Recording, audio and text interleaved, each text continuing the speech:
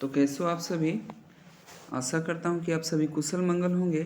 आज हम सभी बोर्ड एग्जाम की तैयारी हेतु विषय विज्ञान से चैप्टर 11 यानी मानव नेत्र या रंग बिरंगा संसार से कुछ महत्वपूर्ण ऑब्जेक्टिव प्रश्नों को हल करेंगे और हल करने के साथ साथ जो है उसे याद भी करेंगे। चलिए तो हम शुरू करते हैं। पहला प्रश्न बोलता है कि आकाश का रंग नीला होता है। आकाश का रंग नीला होता है किस कारण? तो प्रकाश के परावर्तन के कारण, प्रकाश के प्रकीर्णन के कारण, प्रकाश के अपवर्तन के कारण, इनमें से कोई नहीं। तो जब भी पूछेगा रंग से संबंधित हरा, नीला, पीला, तो ये सारे के सारे होते हैं प्रकीर्णन के कारण। किसके कारण? तो प्रकीर्णन के कारण।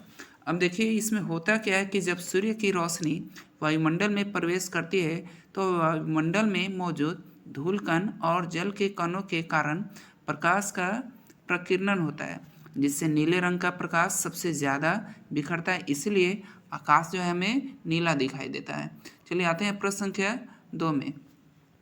प्रश्न संख्या 2 क्या कहता है कि मानव नेत्र जिस भाग पर किसी वस्तु का प्रतिबिंब बनाते हैं वह है।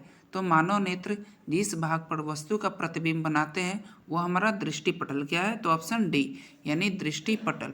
चलिए प्रश्न संख्या 3 देखते हैं कि जो नेत्र निकट स्थित वस्तु को साफ नहीं देख सकता उस नेत्र में होता है।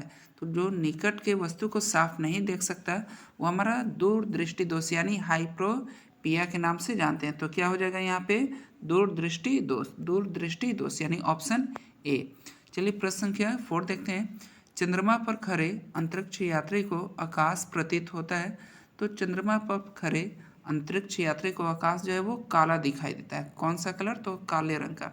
प्रश्न संख्या 5 बोलता है कि नेत्र में किस वस्तु का बना प्रतिबिंब होता है। नेत्र में किसी वस्तु का बना प्रतिबिंब जो होता है ये वास्तविक होता है, उल्टा होता है और छोटा होता है। यानी ऑप्शन हमारा वास्तविक, छोटा और उल्टा कहाँ पे हो जाएगा? ऑप्शन हमारा सी हो जाएगा। क्या हो जाएगा? ऑप्शन सी, वास्तविक, उल्टा तथा छोटा। अब आते हैं हम लोग प्रश्न संख्या 6 में। निकट दृष्टि दोष का निवारण किस लेंस से होता है? तो निकट दृष्टि दोष का निवारण जो है हमारा अवतल लेंस के द्वारा होता है। इसको याद करने का एक तरीका ये भी है, जब निकट बोले तो निकट यानी 3 अक्षर, निकट यानी 3 अक्षर, तो अवतल में 4 अक्षर यानी अवतल, और जब भी होता है तो आपका लेंस के द्वारा यानी अवतल लेंस। यही हमारा दूर पूछेगा तो दूर में 2 अक्षर होते हैं, तो उत्तल में 3 यानी 2 का 3 और 3 का 4। निकट बोले तो 4 अक्षर वाला अवतल और दूर बोले तो 3 अक्षर वाले उत्तल। चलिए प्रश्न संख्या 7 देखते हैं। 7 क्या कहता है कि मानव नेत्र के किस भाग पर किसी वस्तु का प्रतिबिंब बनाते हैं? तो ये जो होते हैं रेटिना अर्थात दृष्टिपटल। तो रेटिना अर्थात दृष्टिपटल यानी ऑप्शन डी। प्रश्न संख्या 8 को देखते हैं। प्रश्न संख्या 8 क्या कहता है कि स्पेक्ट्रम में किस रंग की किरण का झुकाव अधिक होता है? तो स्पेक्ट्रम में किस रंग की किरण का झुकाव जो है सबसे अधिक होता है? तो बैगनी रंग का। ऑप्शन यानी हमारा सी हो जाएगा।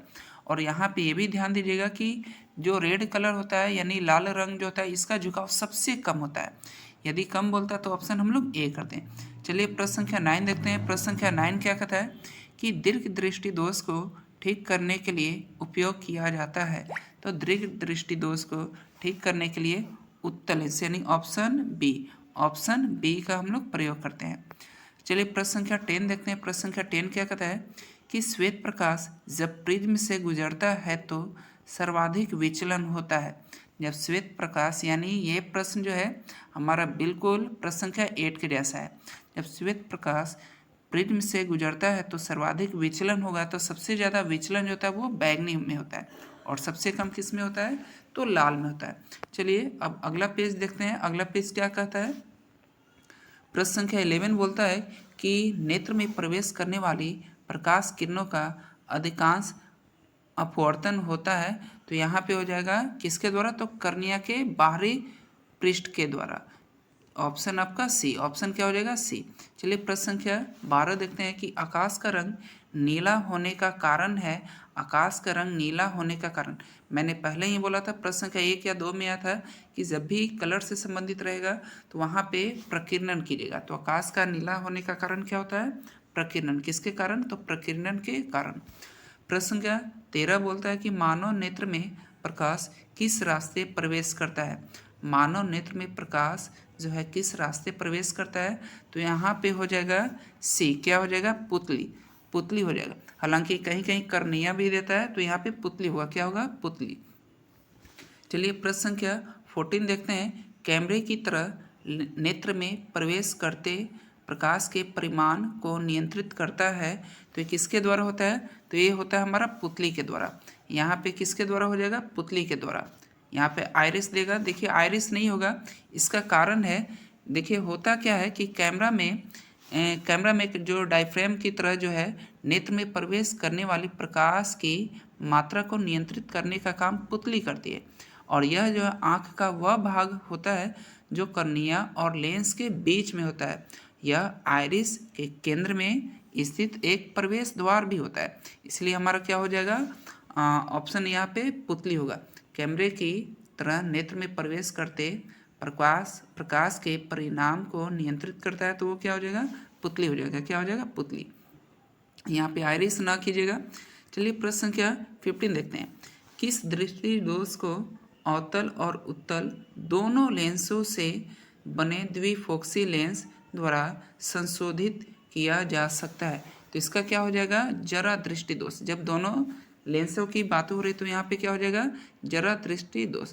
चलिए इसके बारे में भी देखते हैं कि इसमें क्या होता है कि जब जरा दृष्टि दोष की द्विफोकल लेंस से ठीक किया जाता है, तो इस लेंस के ऊपरी आधे हिस्सा अपसारी और निचला आधा हिस्सा जो है वो उत्तल होता है। किसमें, तो इस हमारे द्विफोकसी लेंस में, तो नीचे वाला जो हिस्सा होता है वो उत्तल होता है, जिसमें दूर की वस्तु को देखने पर अपसारी और पढ़ने पे हम लोग किसका यूज करते हैं, तो उत्तल लेंस वाले हिस्से का उपयोग करते हैं, वही हमारा काम में आता है।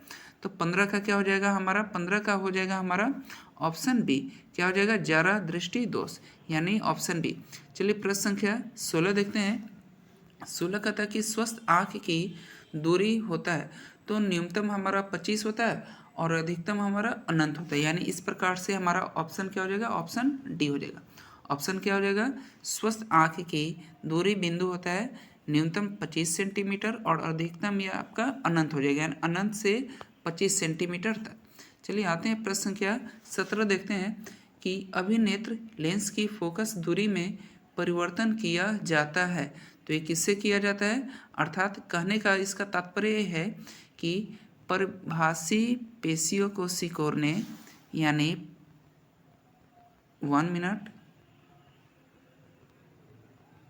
तो हमारा 17 क्या बोलता है कि अभिनेत्र लेंस की फोकस दूरी में परिवर्तन किया जाता है परितारिका द्वारा, पुतली द्वारा, दृष्टिपटल द्वारा, पक्षभाषी पेशियों द्वारा। तो यहाँ पे ऑप्शन हमारा क्या हो जाएगा, ऑप्शन डी, यानी पक्षभाषी पेशियों द्वारा।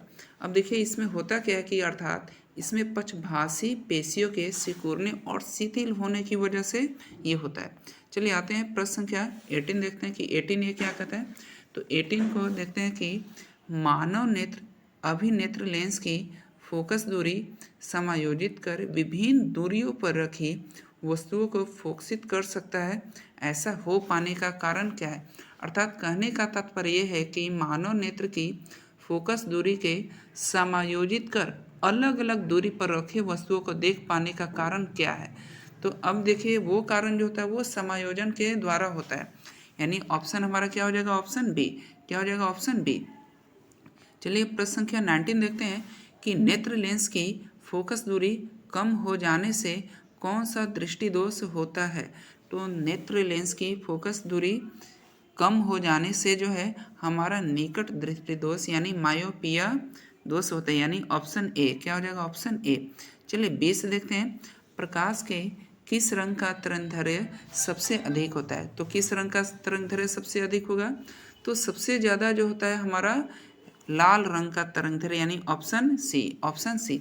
अब इसका कितना होता है, तो ये लगभग जो है 625 से लेकर के 740 नैनोमीटर के बीच होता है। और सबसे यदि कम पूछता है तो सबसे कम आपका क्या हो जाएगा, तो सबसे कम जो हो जाएगा वो बैगनी हो जाएगा, क्या हो जाएगा हमारा, बैगनी।